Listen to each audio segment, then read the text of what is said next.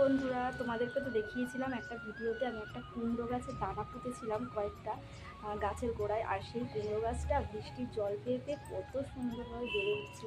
চলো তোমাদেরকে একবার দেখাই। আর আমার কিন্তু স্নান হয়ে গেছে, আর এখন আমি কিন্তু পুজো দেবো। তো চলো তোমাদেরকে একবার দেখাই যে কীরকম সুন্দর হয়েছে কুমড়ো গাছটা।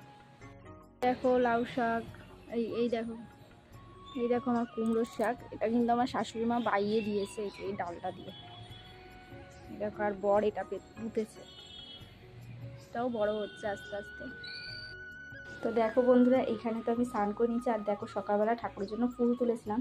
আর দেখো আমার এক ঝুড়ি ফুল হয়েছে, লাল ফুল সাদা ফুল মিলিয়ে দুর্দান্ত লাগছে। পুজো দিতেও কিন্তু বেশ ভালো লাগবে, মনটা ভরে যাবে।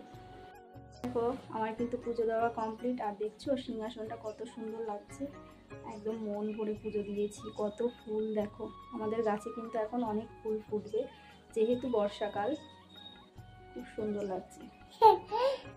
আগের দিন রাত্রিবেলা আমি ফ্রাইড রাইস বানিয়েছিলাম, সেটাই রয়ে গেছে। তো দেখো এখন এটা কিন্তু জলখাবারে খেয়ে নেব। আলু ভেজে নিয়েছি, সাথে আর একটা পটল ভেজেছি। তো এটা দিয়ে এখন জলখাবারটা কিন্তু। এই দেখো বাড়ির সামনে যে পুঁই শাক যাচ্ছিলো সেটা রেখেছি, আজকে রান্না করবো পুঁই শাকের চচ্চড়ি। আর দেখেছো ডাটাগুলো বেশি মোটাও না সরুও না, খেতে কিন্তু খুব ভালো লাগে এরকম পুঁই শাক। তো এটা কিন্তু এখন এদিকে আকাশটা দেখো কিরকম মেঘলা হয়ে রয়েছে।